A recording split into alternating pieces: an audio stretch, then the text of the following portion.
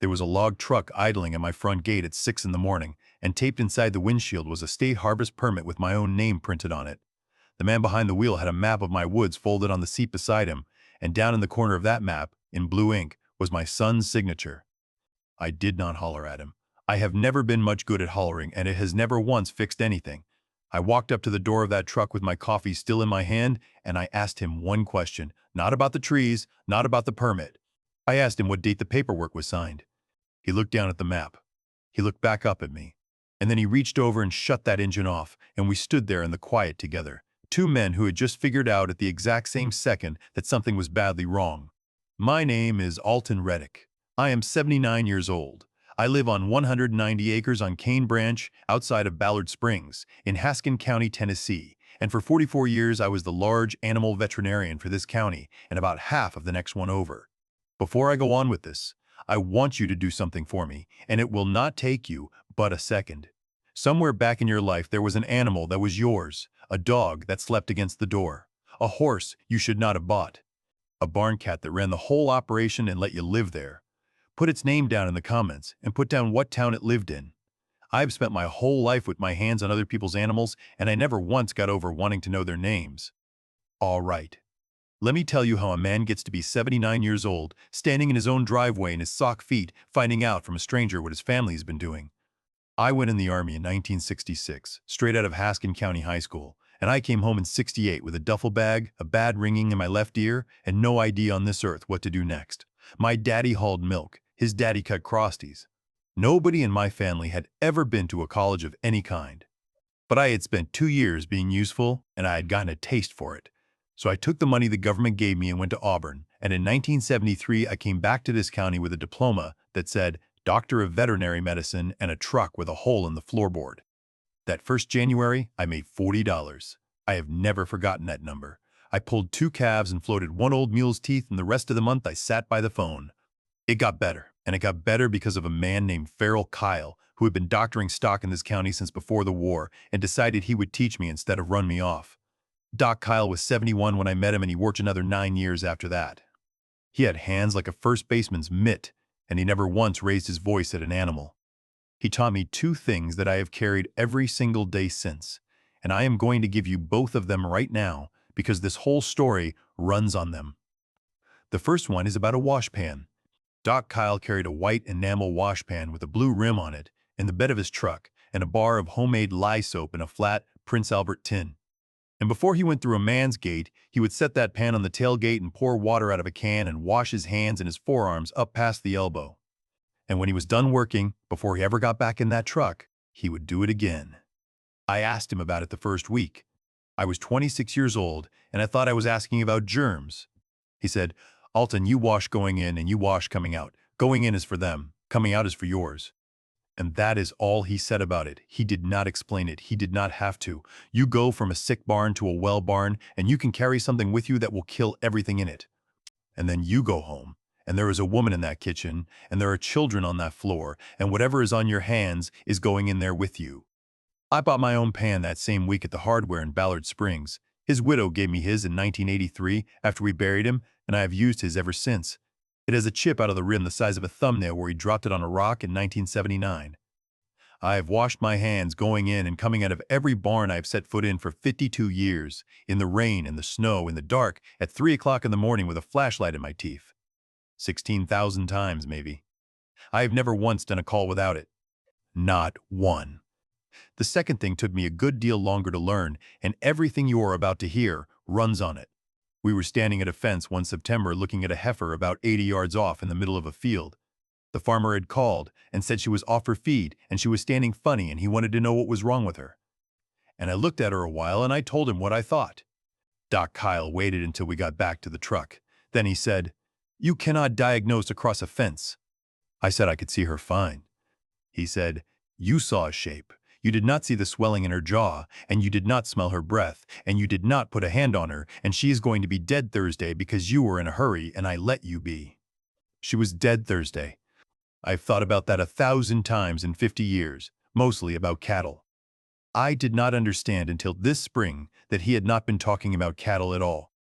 I met Marjorie Vance at a funeral in 1972, which is a poor place to meet anybody. and I married her in 1973, which is about as fast as a sensible man moves when he already knows. She had been widowed at 30, and she was 5 years older than me, and neither one of us ever cared. Her first husband had worked on the state road crew, and a load shifted on him. And she had a boy, and that boy was 9 years old the first time I ever laid eyes on him, standing behind his mother's leg in the fellowship hall at Pilgrim's Rest with a clip-on tie on and his hair wet-combed and his jaw set like a man twice his size. His name was Curtis. I want to be plain about something right here at the front because the rest of this does not make any sense otherwise. I adopted that boy when he was 11 years old.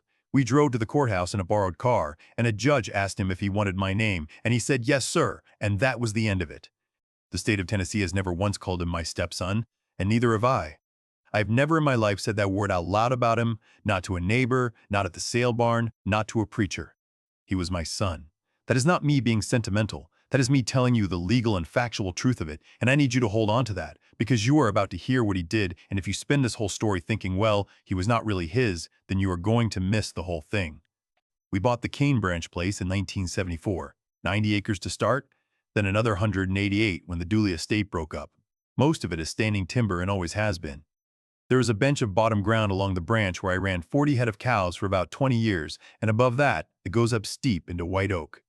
I want to tell you about that oak, because that is what this is about.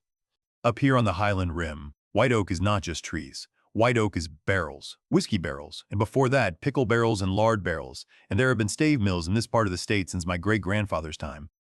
A good stave log is straight and clean and old. Not old, the way a man is old. Old the way a church is old. The trees on the ridge above Cane Branch were big when my daddy was a boy.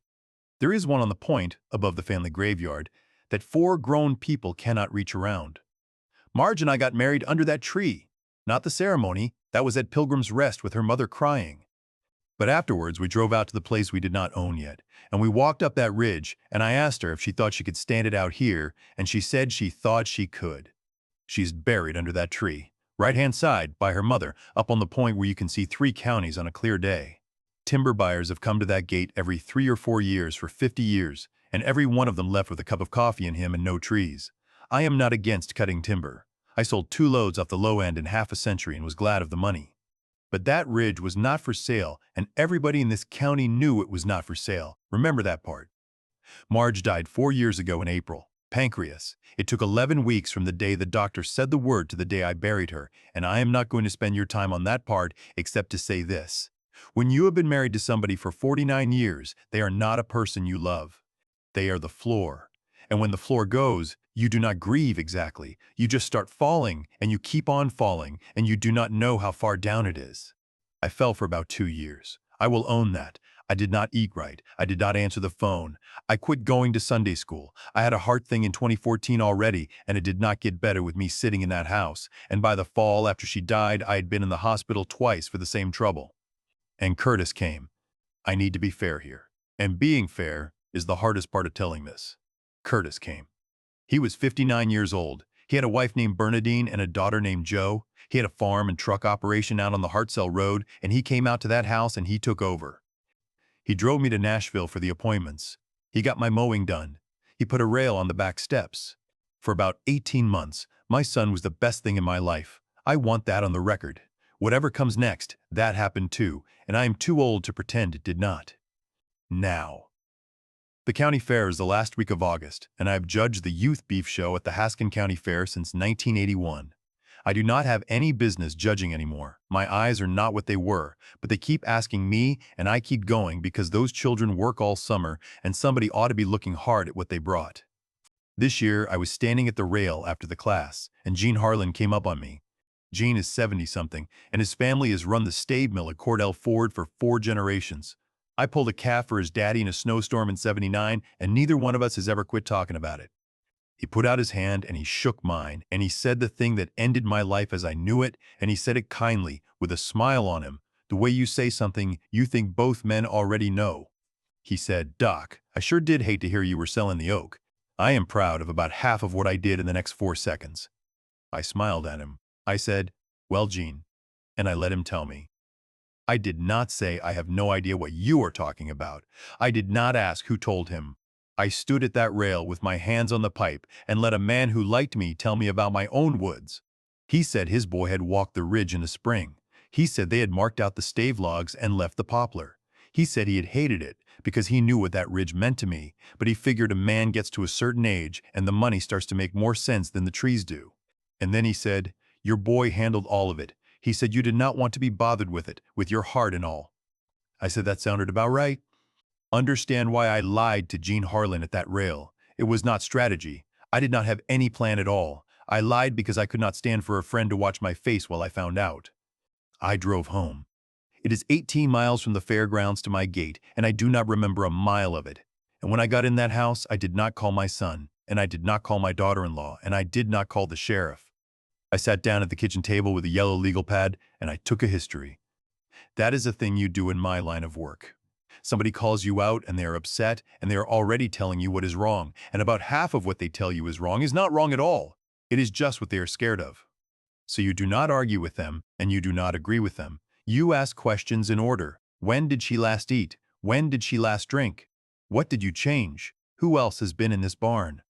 And you write it down, in order, before you touch anything, because once you start treating, you will start remembering things the way you wish they had happened. So I sat there, and I wrote down every single thing I could remember about the last 2 years, in order, without deciding what any of it meant. Second week of March, last year. Curtis said the VA had a program where a family member could help with the paperwork and it would save me driving. April. He asked where I kept the deed to the place. I told him. He said he was just making a list for the fire safe. May. He took me to Nashville for the cardiology follow-up, and he came in the room with me. I remember being glad about that because my ears are bad and that doctor talks fast. June. Bernadine started doing my grocery buying. That might still have been a kindness. I do not know yet, and I mean to be careful about her because she has never done one thing to me that I can prove. August. A letter came from the VA that I could not make heads or tails of, and Curtis read it and said it was routine and he would handle it, and I let him. October. He took me to Nashville again, and this is the one that I wrote down and then sat and looked at for a long time. In that room, in October, the doctor asked me a question, and before I could open my mouth, my son answered it for me. I did not think one thing about it at the time. My ear is bad. He was helping. That is what I thought. I want to stop right here and say something to whoever is out there listening to this in a kitchen somewhere, because if you get nothing else out of the next hour, get this. When you go to the doctor, whoever drove you can wait in the waiting room. They can. You are allowed to say it, and what happens in that room is not a conversation. It is a record. Somebody types it, and it goes in a file, and years later, people who never met you will read that file and decide things about your mind based on it. If the person who drove you does the talking, then what is in that file is not you. It is them describing you. There is a phrase they put in charts. I did not know it in October. I know it now. Historian, unreliable. It means the patient could not give a clear account of himself. It goes in when the patient is confused. It also goes in when somebody else keeps answering. All right, back to the legal pad. Next morning, I was up at 5. I did my chores, I shaved, and I drove to the courthouse in Ballard Springs and went into the Register of Deeds. Here is a plain thing a lot of people my age do not know. The land records at that courthouse are public. Anybody can walk in. No lawyer, no reason, no explaining yourself. It is your county and your name, and you can go read what is on file about your own dirt, and copies run $1 or $2 a page. Loretta at the counter has known me since she was a girl. I asked her to pull anything filed on the Cane Branch tract in the last 2 years. She was gone about 6 minutes. She came back with 2 things, and she set them down in front of me, and then she found something else to do at the other end of the counter, which I have always been grateful for. The first was a power of attorney I signed in the fall of 2014. I knew about that one. The second was a timber deed, recorded in June. All merchantable white oak standing on 190 acres, conveyed to Harlan Stave and Barrel Company of Cordell Ford, Tennessee for $410,000. At the bottom it said, Alton W. Reddick, by Curtis L. Reddick, his attorney in fact. I read that line 4 times standing at that counter, not because I did not understand it. I understood it the first time. I read it 4 times, hoping the 4th time it would say something else. Loretta made me copies. I paid her the $1.50, and I sat in my truck in the courthouse lot about half an hour. Then I read the power of attorney. I have to back up 12 years to tell you about that paper, and I need you with me for this part, because it is the hinge of the whole thing, and it is the one piece of practical good I can hand you. In the fall of 2014, I had a heart attack in a cornfield. Not a bad one as those go. I got myself to the truck and out to the road, and a boy hauling hay found me. They put 2 stents in me at Nashville and sent me home mad. Marge decided that settled it. We were going to see a lawyer and get our business in order like grown people, and she would not hear another word about it. So we went to a woman named Ruth Ann Sledge in Cookville who had done a will for Marge's mother. A power of attorney is one of the things you do at that visit. It is a paper that lets somebody else sign your name. That is all it is, and that is everything it is. It is the biggest thing most people ever sign, and most of them sign it in 90 seconds because they are tired and they want their lunch. If you happen to be the one in your family who reads every page while everybody else stands around the table sighing and looking at the clock, do me a favor and hit subscribe right here. What comes next is the reason you are right, and it is the only thing on this earth that saved that ridge. Now here is why mine was different, and it was not because I was smart. About 2 years before that, I had been standing at the sale barn in Cordell Ford on a Tuesday, and an old man named Otha Vestal was standing next to me. Otha was probably 85. He had run 400 acres and a dairy, and he had one son. Out of nowhere, Otha said, "Doc, they got it all." I said, "Who did?" He said, "My boy. I signed him a paper in the hospital so he could pay the feed bill while I was laid up. That paper never said when it started, and it never said when it quit, and I never got well fast enough to argue about it." Then he looked out at the ring and said the sentence I have thought about ever since. When you sign one of them, make them name the day. I did not know exactly what he meant, but when Ruth Ann Sledge slid that power of attorney across the desk to me 2 years later, I heard Otha Vestal's voice as plain as if he were in the room, and I said, "When does this thing start working?" And she said, "Whenever you want it to, right now if you like. Most people do it that way, or we can make it a springing one so it does not do anything at all until certain people say the day has come." I asked her who gets to say. She said, "Whoever you name." So I named them. Paragraph 9 says Curtis L. Reddick has no authority to do one single thing on my behalf until 2 licensed physicians certify in writing that I am unable to manage my own affairs, and that one of the 2 has to be my treating cardiologist by name. I put that in there because of a dead man I hardly knew, standing at a sale barn ring, who wanted somebody to hear him one time before he went. Say this part twice if you have to. If you're going to sign a power of attorney, and most of us should, ask that lawyer 2 questions. Ask when it starts working. And if the answer is that it starts the day you sign, ask whether you can make it start later and name who gets to say the day has come. Both ways are good ways, depending on the family. And I am no lawyer, and I would not presume to pick for yours. But that question has to come out of your own mouth in that room. Nobody else will ask it for you. Now, I sat in that courthouse lot, and I read paragraph 9, and then I sat there some more, because the arithmetic of it was not hard. Nobody had ever certified anything about me. I had not been to 2 doctors. I had been to 1, and he was a heart doctor, and the last thing he told me in the spring was that my ejection fraction was better than it had been in 6 years and to keep walking. So my son had signed a $410,000 timber deed as my attorney, in fact, on a paper that had never turned on. And that was when I remembered the letter. The letter came last August, and I could not make sense of it, and Curtis said it was routine. So I drove home from that courthouse and I went into the spare bedroom where Marge kept everything, and I went through 11 months of mail I had not opened, which is its own kind of confession, and about 2/3 of the way down I found it. It was from the Department of Veterans Affairs, and it said that based on medical evidence in my file, the VA proposed to find that I was not able to handle my own money, and that if that finding became final, a fiduciary would be appointed to receive and manage my benefits for me.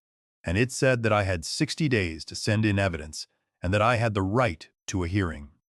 I had never read one word of that letter until that afternoon, standing in my dead wife's sewing room, with the 60 days a year gone. And there was a second letter under it, from May of this year, and that one was shorter. It said a fiduciary had been appointed. It gave his name. I put both letters in my shirt pocket, and I walked out to the truck, and I drove up the ridge, because I had to go look. You cannot diagnose across a fence. They had marked the trees in blue paint, a ring around the trunk about chest high, and a number stenciled underneath, and they had done a thorough job of it, every stave log on that ridge for a quarter mile. They put a blue ring on the tree over my wife's grave. I sat down on the ground next to Marge and stayed up there until it got dark. I will not make that into more than it was. I did not cry, and I did not pray very well. Mostly I sat there wanting not to know the next thing, and reminding myself that has never once been a good enough reason. Curtis came out to the house 4 days later, on a Sunday afternoon, and he brought a notary with him. Now here is where most people would tell you they lost their temper. I did not. And it had nothing to do with being any better than the next fellow. It had to do with the job. When you walk into a barn where something has gone bad, the man who called you is standing right there. And about a third of the time, that man is the one who caused it. He fed moldy hay. He turned them in on green wheat. He gave a shot he had no business giving. Say so right then, and he will fight you for 4 hours instead of helping you, and something is going to die while the two of you argue. So you do not accuse anybody in a barn. You take the history, you write it down, you get your samples, and you go home and look at it in the light. Curtis sat at that kitchen table where he had eaten 5,000 suppers, and he was gentle with me. I want you to understand that. He was not ugly. He never once got ugly, not in this whole story, and that is the part I still cannot get all the way around. He said the VA had made a determination about my ability to handle money, that it was nothing to be ashamed of, that it happens to a lot of veterans our age, and that all it meant was the check came to him now and he paid my bills out of it. He had a folder to prove it. He said the timber money would keep me comfortable for whatever years I had left, and that the ridge was overmature anyway. Overmature is a real word and a true thing about old white oak, and he said it like a man who had learned it recently. And then he slid one more paper across the table. It was a consent to sell the home place, not the timber, the house, the barn, the bottom, all of it, 190 acres, to a buyer he said he already had. And he said, "Daddy, I am not going to make you sign this today." The notary was sitting in my living room on a Sunday. I asked him where I would live. He said there was a real nice place in Cookville, and Bernadine had already been over there and looked at it, and they had a garden the residents could work in. I said, "What about your mother?" He did not understand the question at first. Then he did, and something went across his face, and for about 1 second I saw the boy in the clip-on tie. He said, "We would move her. People move graves all the time." I said I would think about it. I told him I was tired. He said that was fine. He would come back next Sunday. He hugged me at the door, and he meant it, and that is the thing about this whole business that I have never been able to explain to anybody. He meant it. I watched them drive off, and then I went in and got the yellow pad, and I wrote down every word either one of them had said, in order, before I let myself decide what any of it meant. Laid out on that table like a case, it came to 4 lines. He had signed a timber deed as my attorney, in fact, on a paper that had never been switched on, and I could prove it, because switching it on takes 2 doctors, and one of them has to be a particular woman in Nashville. The VA had proposed to find me unable to handle my money based on medical evidence in my file, and I had sat in a room in October while my son answered a question that had been asked of me. He had gone straight from the timber to the house, which is not a man solving a problem. That is a man running out of road. And the 4th line was the only one that made me feel anything besides sick. He was in a hurry. You do not bring a notary to a Sunday visit if you are patient. You do not put a blue ring on your mother's tree because you did not notice it was there. Somebody was standing behind my son with a hand on his collar, and it was not the woman from the nursing home in Cookville.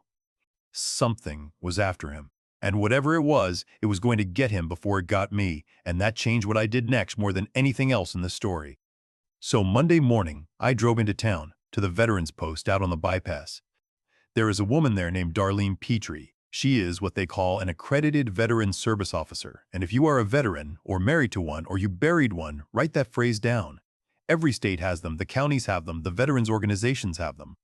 They will sit down and go through your claims file with you and help you file things, and they do not charge you 1 dime. Anybody who wants a percentage of your benefits to help you get them is doing something he is not supposed to be doing.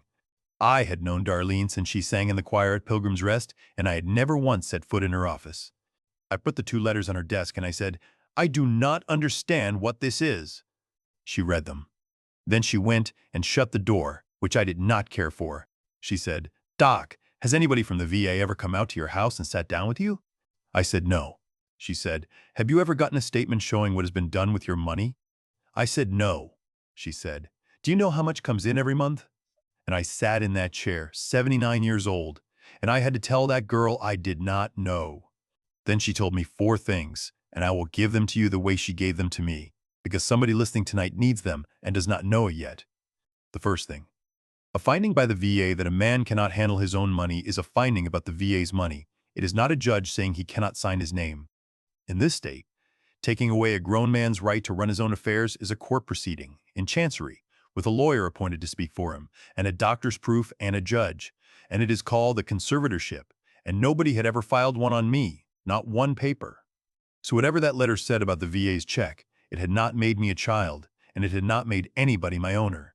The second thing, a fiduciary appointed by the VA is not a king. He has to be bonded, which means an insurance company has put money behind his name. He has to account for every dollar in writing once a year, and that accounting is not a private family matter.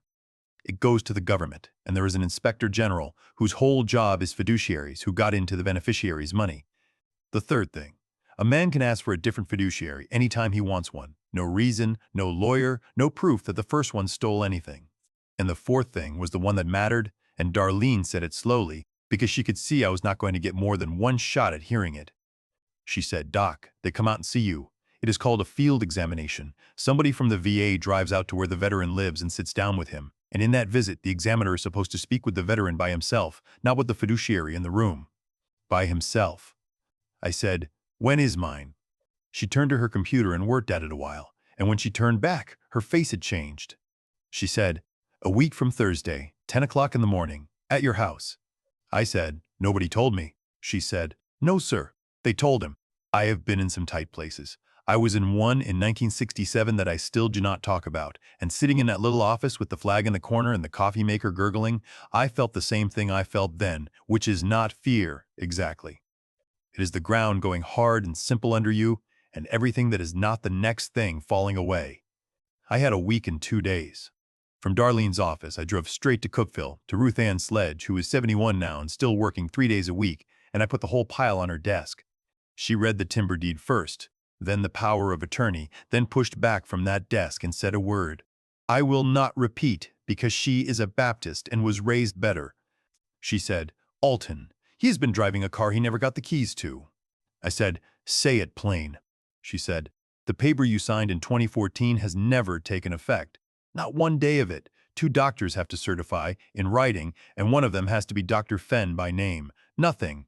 Your son has signed as your attorney, in fact means anything, because he has never been your attorney in fact." Not for a minute. I asked her about the timber deed.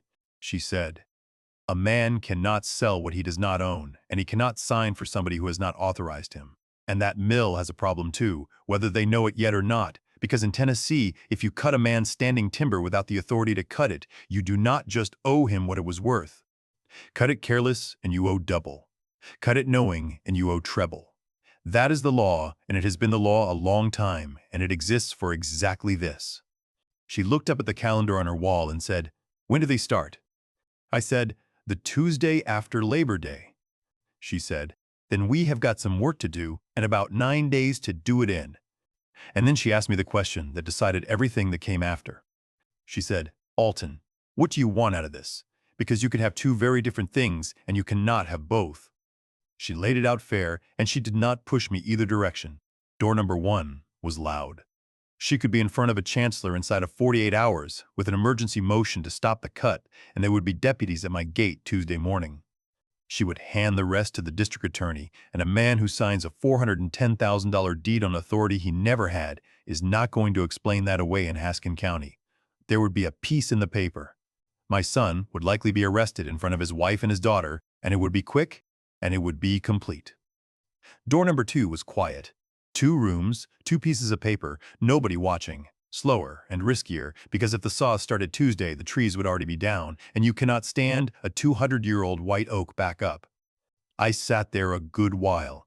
I have put down a lot of animals in my life. Hundreds, horses mostly, and it never got easier. And I will tell you the one rule I made for myself about it when I was 30 years old and never once broke. I never did it in front of a crowd. Not because there was any shame in it. Because a thing that has to be done ought to be done by the people it belongs to, quiet, and the ones standing around watching are not there to help. They are there to watch, and the animal can feel the difference and so can everybody else. I told Ruth Ann I wanted door number 2. She said, "You understand he may not go to jail." I said I understood it. She said, "You understand he is going to owe money he does not have for a long time, and that a man like that sometimes never gets back up." I said I understood that too. I said what I could not stand was standing in a courtroom and watching some lawyer walk that boy's whole life through a jury box like a sale ring. Whatever he had turned into, he was 9 years old in a fellowship hall one time, and I had raised my hand and said I would take him. She started writing. Here is what we did in 9 days. We got Dr. Aurelia Fenn on the phone in Nashville, and I have to tell you what that woman did, because doctors take a hard time and she has earned better. Her nurse called back inside of 2 hours. Dr. Fenn herself called that evening from her car. And what she put in writing the next morning was better than anything Ruth Ann had asked for. She had been my treating cardiologist since 2014. No one had ever requested a capacity certification from her by any means at any time. And then one more line, on her own hook, that had she been asked, she would have declined because in her judgment there had never been a basis for it. Then I did the hardest thing in this whole story, and it was not confronting anybody. I went and got tested.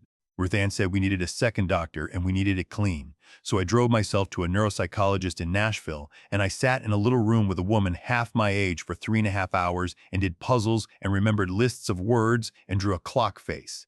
The truth about that afternoon is that I was scared. Not the way you get scared of a bull. Scared underneath, down in the floor of you. For a year, my son had been telling doctors I was slipping, and for a year I had let him. And somewhere in those 12 months, I had begun to wonder whether he knew something about me that I did not. That is what this kind of thing does. It does not just take your money. It gets in behind your eyes and makes you a stranger to your own head. I sat in that parking garage 20 minutes before I could make myself go in. The results came back 4 days later. There was a decline in processing speed consistent with age and hearing loss, and everything else was in normal limits, and one line at the end said there was no evidence of impairment affecting the capacity to manage financial affairs. I read that in my truck, too. I have done a lot of important reading in that truck. While I was doing that, Darlene Petrie was doing her part, and Ruth Ann was doing hers, and between the three of us, we turned up the last two pieces. The first was the bond. Curtis had been bonded when they appointed him, which meant a surety company in another state had put its name behind his.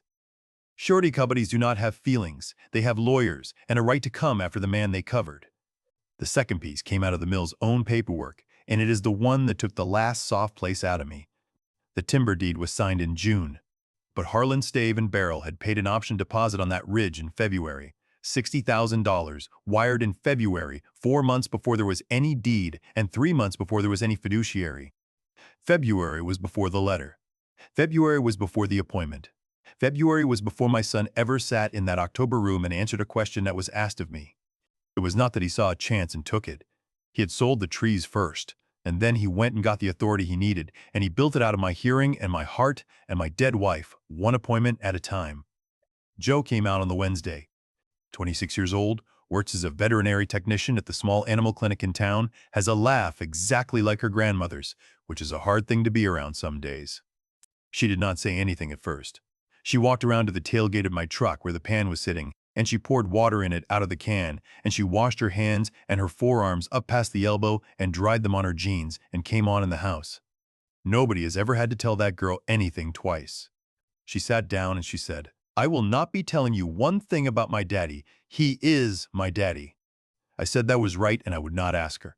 And she sat there a minute and then she said, "He has not slept in our house since May." That is all she gave me. She would not say another word about it, and I have always respected her for that. But at the door, on her way out, she turned around and asked me the only question in this whole business that nobody else thought to ask. She said, "Granddaddy, in all this, did anybody ever ask you?" I said, "Ask me what?" She said, "Anything." And I stood there in my own doorway, and I could not come up with a single time. Thursday morning, my house had never looked so good. Curtis got there at 8:30 with Bernadine, and she went at that kitchen with a bucket while he mowed a yard he had already mowed Saturday. They put a tablecloth on. They set my pill bottles in a row on the counter with the labels turned out, which I had not asked for and do not need, having taken my own pills every morning of my life. At 9, a car I did not know came up the drive, and a man got out with a briefcase, and Curtis said he was a notary who happened to be coming out this way anyhow, on a Thursday, 11 miles up a gravel road. The consent to sell was on the sideboard in a manila folder. I had seen it when I came through at 6. The woman from the VA got there at 20 after 10, having gotten turned around at the Hartselle Road, which everybody does. Rhonda Sizemore, maybe 50, a government tablet, a canvas bag, and the look of somebody who had already been to 2 houses that morning with 2 more to go. Polite to everybody, and tired in a way I recognized because I spent 44 years being the one who drives to the trouble. Curtis met her on the porch. He was warm with her. He walked her in, he got her coffee, he pulled out a chair for her, and he sat down at the head of my table and started telling her how I had been doing. She listened to him about a minute and a half. She wrote a little. Then she set her pen down and said the sentence I had been waiting 9 days for, and she said it like a woman reading a gas meter. She said, "Mr. Reddick, I do need to visit with you privately. That is part of every one of these, if the rest of you would give us the room." Curtis said he thought he ought to stay, on account of my hearing. She said, "No, sir." That was all. 2 words. No, sir. She did not argue with him, and she did not explain herself, and she did not soften it. Bernadine took the notary out to the porch. Curtis stood there a second longer than he should have, and then he went too, and I watched my son walk out of my own kitchen, and he pulled the door to behind him, gentle, the way he does everything. And then it was just me and a tired woman from the government at my wife's table. She asked my name and my birthday and whether I knew what day it was. She asked who bought my groceries and who cut my grass, and whether I had enough to eat, and whether I felt safe in my own home. All of it in the same flat, kind voice. I have asked questions in that voice 1,000 times in 1,000 barns, and I knew exactly what she was doing, because it is what I do. She was taking a history. I answered every one of them straight. And then she asked the last one on her list. She asked if I had any concerns about my fiduciary. I said, "Yes, ma'am, I have got some." And I reached down beside my chair and I put the folder on the table. I did not make a speech. I have heard people say they had a speech ready, and I did not have one, and I would not have used it. I laid it out for her 1 page at a time, in order, the way you lay out a case. Here is my power of attorney, recorded at the courthouse. Read paragraph 9. Here was a letter from my cardiologist saying nobody ever asked her, and that she would have said no. Here is a neuropsychological evaluation dated last Friday. Here is a timber deed recorded in June, $410,000, signed by my son as my attorney in fact. Here's a wire from a stave mill for $60,000, dated in February. And here is a written request, signed by me, that the VA remove Curtis L. Reddick as my fiduciary and find that I am able to manage my own funds. Rhonda Sizemore read all of it. It took a long time. The clock on my stove made noise. Out on the porch, I could hear my son talking to the notary about hay. When she finished, she squared the pages up, and she set her hands flat on top of them, and she was not tired anymore. She said, "Mr. Reddick, I want to make sure I have got this right. Nobody has ever come out here before." I said, "No, ma'am." She said, "And you never got the letter about your rights until a year after it came." I said, "It came. Somebody else read it." She sat there a minute. Then she said, "Sir, I am going to take copies of everything on this table, and I have to tell you honestly, this is going past me today." I said I figured it might. She said, "Do you want him arrested?" And I said the truest thing. I said that whole month. I said, "I want him stopped. There is a difference, and I have not been able to explain it to anybody, but there is." While that was happening at my table, the second door was opening 11 miles away, and I was not there for it. At 10 o'clock that same morning, Ruth Ann Sledge walked into the office at Harlan Stave and Barrow with a certified copy of my power of attorney, a letter from Dr. Fenn, and a 1-page notice explaining what the law in this state says about cutting a man standing timber when nobody had the authority to sell it. She did not hand it to a secretary. She waited an hour and handed it to Gene Harlan. Gene called me himself at 2 that afternoon, 78 years old and crying on the telephone, which about undid me. He said, "Doc, I did not know." And I believed him, and I still do. A man who is stealing does not wire an option deposit with his own company name on it in February and then record a deed with everybody's name spelled right in June. He does it in cash, and he does it fast. Gene had been lied to by a man whose daddy he had known his whole life, same as me. My son told him I was too sick to be bothered. He told the VA I was too addled to be asked. He told me I was too old to keep what I had.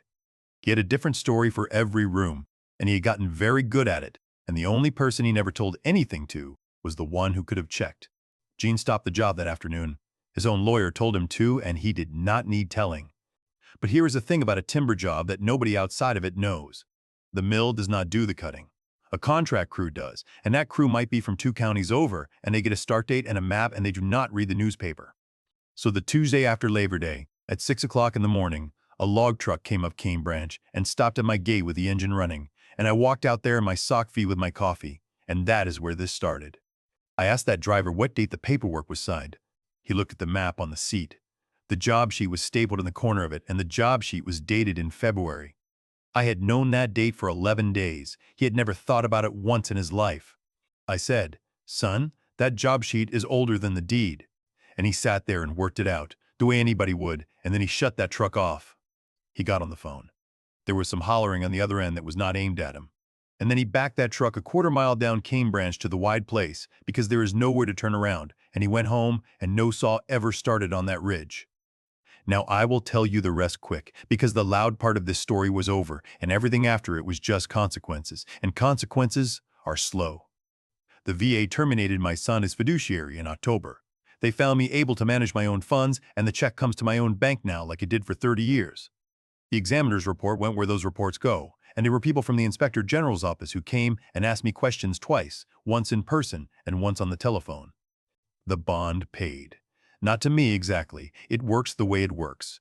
The government made itself whole, and then the surety company came after Curtis for every dollar of it, and those are not sentimental people, and they are still at it.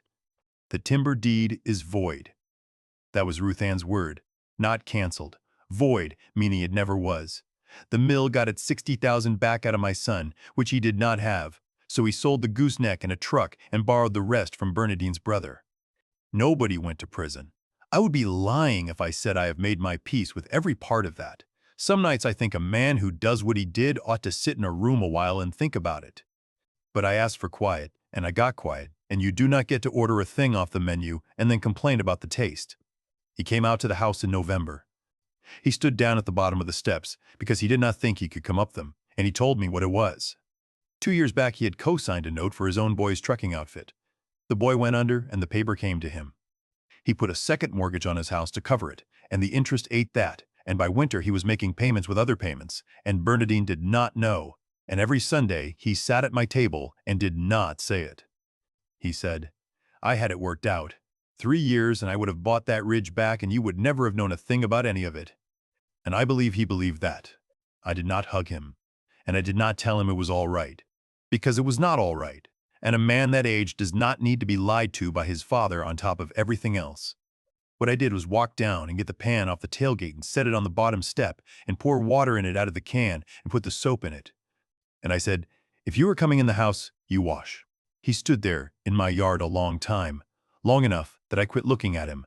Then he rolled his sleeves up past the elbow and he washed his hands and his forearms, the way he had seen a man do it 10,000 times growing up in my kitchen, and he came up the steps, and we sat in there and did not say very much. That is where it is now. It is not fixed. He is not who he was, and neither am I. But he comes on Sundays and he washes, and I have decided that is a thing and not nothing. 2 trees came off that ridge this spring, and I marked them myself. The Fair Board have been trying to raise money for new bleachers at the show ring for 6 years. So I picked 2 white oaks off the low end, well away from the point, and Gene Harlan sawed them for nothing and would not hear a word about it. And there are 140 feet of new seatboards out at those fairgrounds now where children sit and watch each other show calves. There is 1 board left over. It is a bench on my porch. Joe helped me set the legs. The blue paint weathered off most of the trees by spring. It is still faint on the big one over Marge, and I have decided to leave it because I do not ever want to forget how close it came, and because it happened while I was standing right there being told about it by people I loved. Joe rides with me on the weekends. There is not much work left for an old man with an expired license, but the neighbors still call when something is calving wrong at midnight and there is nobody else. She does the work and I do the talking. She fills that pan without being told, going in and coming out. And every time she does it, I think about what it cost me to learn the other half of it, which is this. You cannot diagnose across a fence. Not a cow, not a family, not your own life. Somebody can stand in your kitchen every Sunday for 2 years and hand you the story of yourself, and if you never once go out and put your hand on the thing itself, you will believe every word of it, and you will keep believing it right up until a man at a fair shakes your hand and says the wrong sentence kindly. So get in the truck. Go through the gate. Ask for the paper with your own name on it and read it in the daylight. And then wash your hands, because you are going home, and whatever is on them is going in there with you.